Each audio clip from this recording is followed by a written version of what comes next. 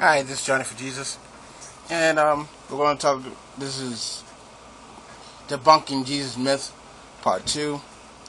We're going to talk about the Gospels as history. According to the Christian Church, the 4 Gospels were written by the apostles, or those under the direction of the apostles of Jesus Christ. That means that they were written under direction of eyewitnesses of the actual events. Also, none of the Gospels mention the destruction of the Jewish temple in the 70 AD. This is significant because Jesus had prophesied concerning the temple, which he said, "As for these things which you are looking at, the days will come in which there will not be left one stone upon another, which will not be torn down."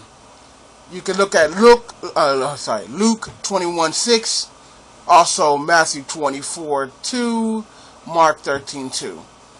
The Gospels had been written after that date, and if they were fabrications, then surely they would have contained the account of the fall of Jerusalem, which would be a major Jewish event, and the destruction of the temple, which are known as historical facts. Yet, in Matthew, Mark, and Luke, there contains no such information. Luke was written before Acts. Acts 1:1 says, "The book of Acts is a history of the Christian church, which doesn't mention the fall of Jerusalem either. Nor does it record the deaths of Paul, James, or Peter, which occurred in the early 60s. That means that Acts was written at least by 62 AD.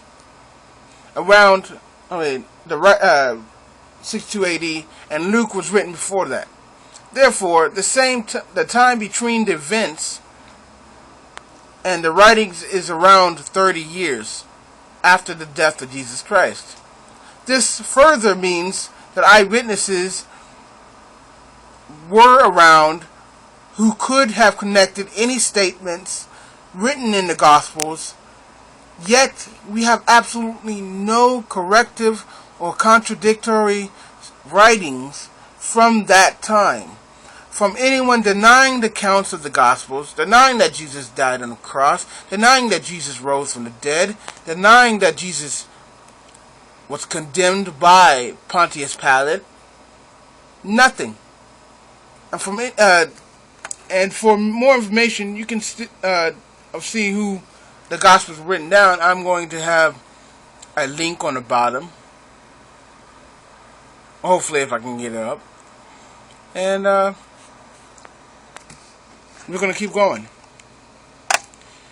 The Gospels do not have a sense of myth to them.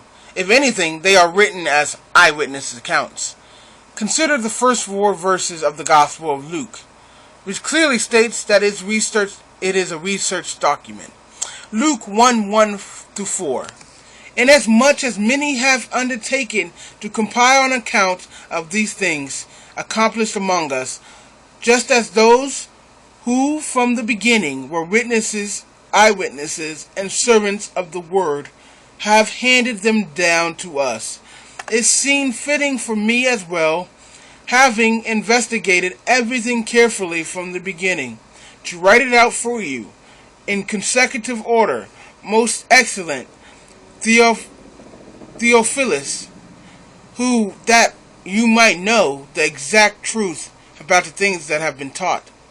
This is not how myths are made. This is how you uncover evidence and record it. Luke examined the witnesses, interviewed them, and checked out the facts." In Luke 2, verse 1-2, we have historically verifiable evidence or information. Now, it came about those days that a decree went out from Caesar Augustus that a census be taken of all the inhabited earth. Wow.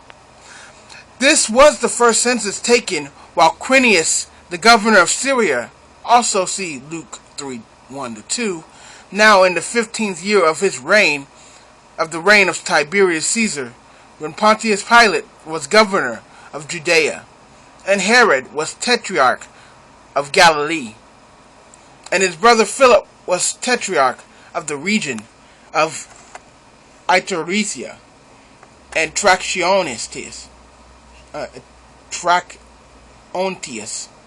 and Lysanias was tetrarch of Abilene.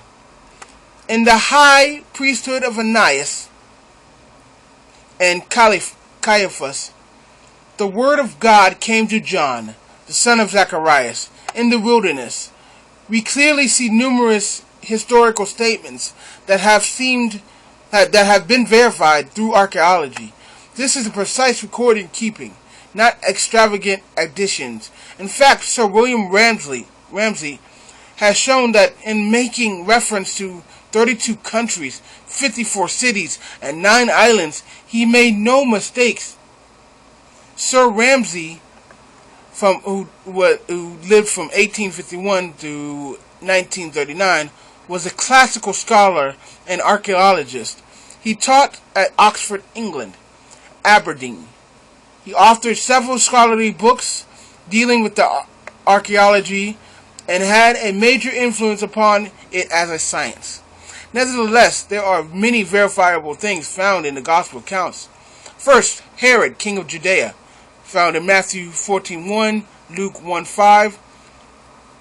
Here's what Matthew 14:1 says. At the time Herod was a tetrarch, heard the news about Jesus. Then you have number 2, Herodias, the wife of Herod's brother Philip, found in Matthew 14:3. For when Herod had John arrested, he bound him and put him in prison because of Herodias, the wife of his brother Philip. Then you find the pool of Bethesda, found in John 5:2. And there is in Jerusalem, by the sheep gate, a pool, which is called in Jerusalem Bethesda, having 5 porticos. Number 4, the pool of Siloam. John 9:7. And said to him, Go wash in the pool of Siloam, which is translated sent. So he went away and washed, and came back seeing. There are many, many more citations verified by archaeology that demonstrate the accuracy of the Gospels. When they mention events dealing with rulers, places, events like a census, who was governor, etc., they are all accurately historic.